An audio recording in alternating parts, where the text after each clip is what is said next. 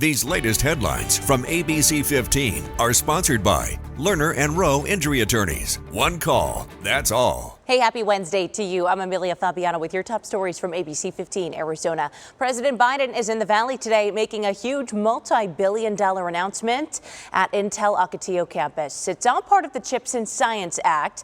The up to $8.5 billion preliminary announcement is expected to help build 2 fabrication plants to produce advanced semiconductors, creating more than 3,000 manufacturing jobs and 7,000 construction jobs.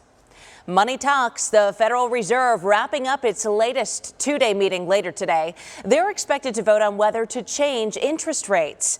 Most economists say the economy is doing fairly well and expect rates to stay where they are. But the decision will trickle down to your wallet, your pocketbooks. Our political correspondent Stephanie Liebergen has more. The Federal Reserve adjusts interest rates to try to stabilize the American economy. After multiple increases in 2022 and 2023, interest rates have been steady since August. So what might happen when the rate changes? Experts say the biggest impact will likely be on mortgages and the housing market.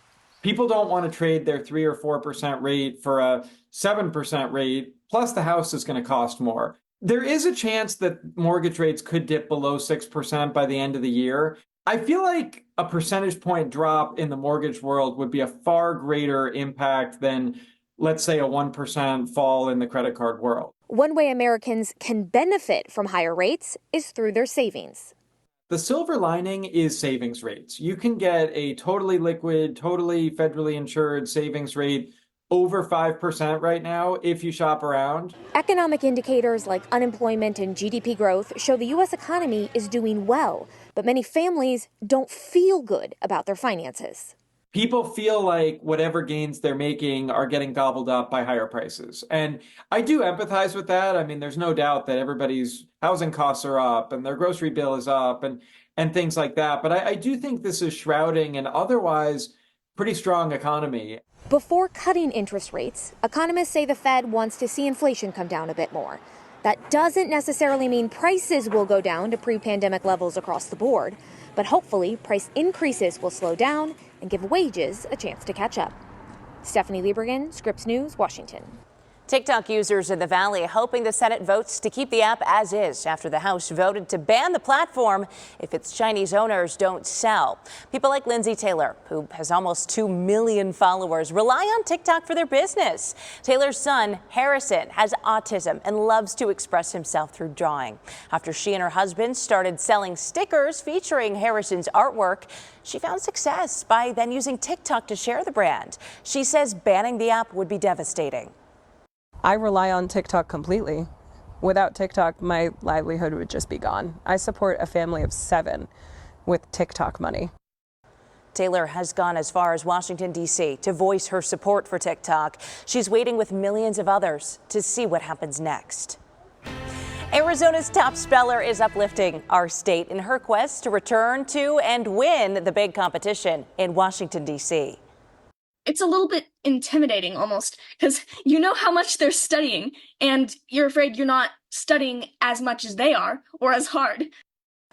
Aaliyah Alpert has been studying hard for sure following her run to the Scripps National Spelling Bee in 2022, where she did place 9th. The 8th grader from Yavapai County says that moment has motivated her to get back for another shot at the title. Her victory over the weekend in the Arizona Educational Foundation State Spelling Bee not giving her that chance. She's one of 2 students representing Arizona when the National Scripps Spelling Bee kicks off, and you can cheer them on May 28th through the 30th.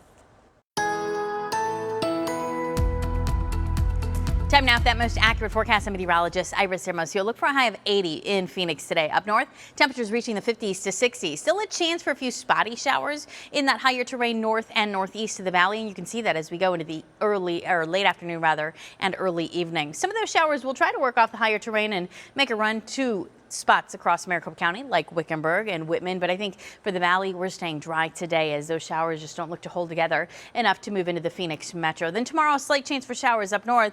Otherwise, getting warmer as high pressure builds in. That temperature reaching 80 today, mid 80s tomorrow. Then we go as high as 86 on Friday.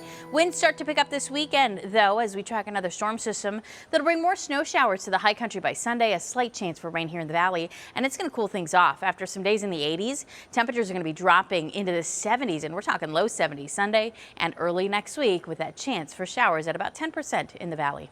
For the latest headlines, weather, and traffic, head to abc15.com or download our free ABC15 mobile app. Have a great Wednesday morning. These latest headlines from ABC15 are sponsored by Lerner and Rowe Injury Attorneys. One call, that's all.